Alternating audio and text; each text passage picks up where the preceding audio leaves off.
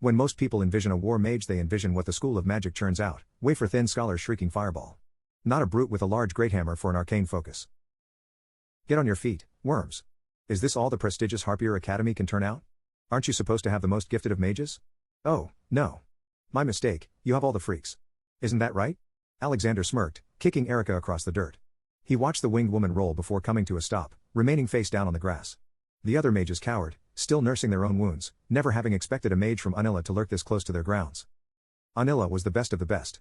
Mages from gifted families who had all the natural talent in the world.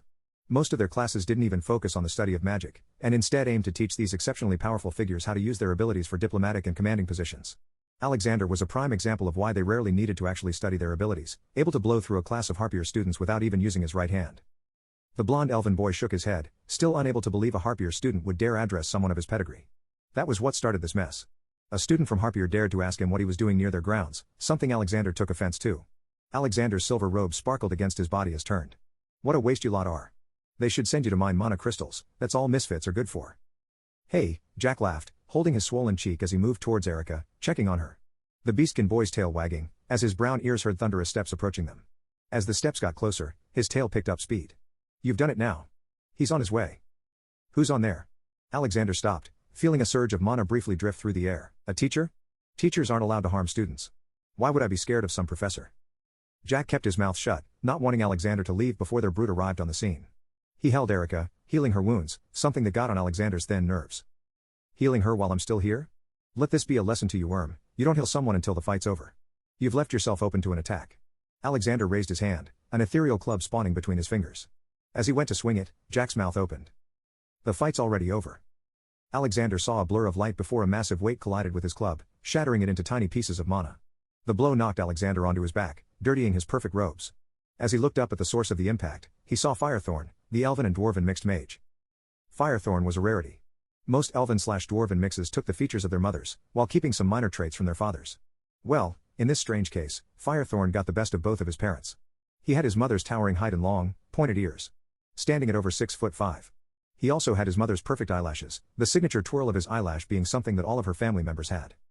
From his father, he took his broad and muscular body. Having shoulders that could hardly fit through a tavern door and muscles that would break through his clothes if he flexed too much. This mix of genetics making him a brute, standing tall over most enemies, with his magic-infused warhammer gripped tightly between his fingers. Oi, you git. You bullying my friends? I should bash your skull in, he hissed, talking in a very unelven manner. Which was funny, considering he learned his manner of speech from his mother. His father had been a dwarven writer, never using such crass and simplistic language. You're the energy I felt? That's impossible. I can barely feel your presence now. Did you put all your energy into that attack? Pathetic. Alexander mocked, getting back to his feet. Even after that blow, his ego still stood strong, unable to envision a world where he was beaten by someone so beneath him. I don't need to flop my magic out like a. He took a breath, remembering what his teacher said about his tavern speech. Like an idiot. Any mage worth their family jewels can sense mana. You're calling me worthless? You? I expect this sort of behavior from a half-elf. Your kind are always simplistic. I can't sense anything. That means you're weak. Firethorn rolled his eyes, already bored with the man. Piss off. This won't even be fun. I'll kill you if we fight. I ain't good at holding my power back. Firethorn pointed to the field behind Alexander, shooing him away. But he hurt us. Look what he did to Erica.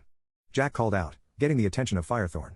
The brute stared at his friends, taking in their injuries for the first time since he had arrived, seeing their bruised and battered bodies. Even worse, he saw Erica knocked out in the dirt, fingers going pale as he clenched his warhammer. Alexander had only one way to avoid a thrashing.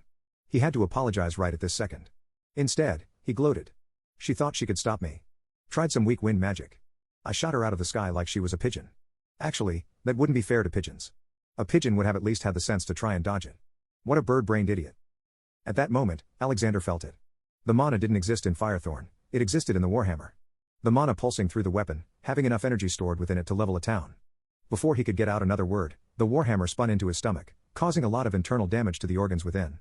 Then, following the attack, a crack of glowing blue light appeared behind Alexander, sucking him into a portal, sending him back to his academy. Firethorn spat on the ground, having teleported him away so someone could heal his injuries before he died. Idiot. Right, dumb bastard, if he thinks he can hurt my friends. I'll stomp his bloody corpse into the ground if he comes back here, that wanker.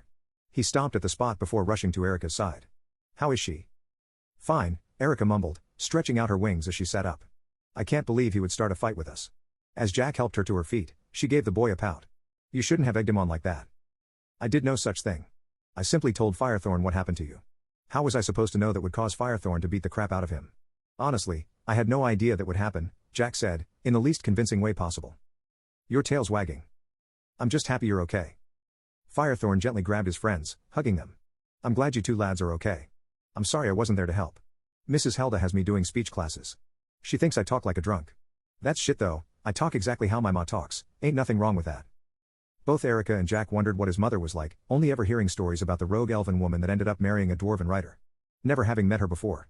They both gave Firethorn a pat on the back before he released them. We should go get some proper healing. Jack's not much of a healer. Erica smiled, leading them back to the academy.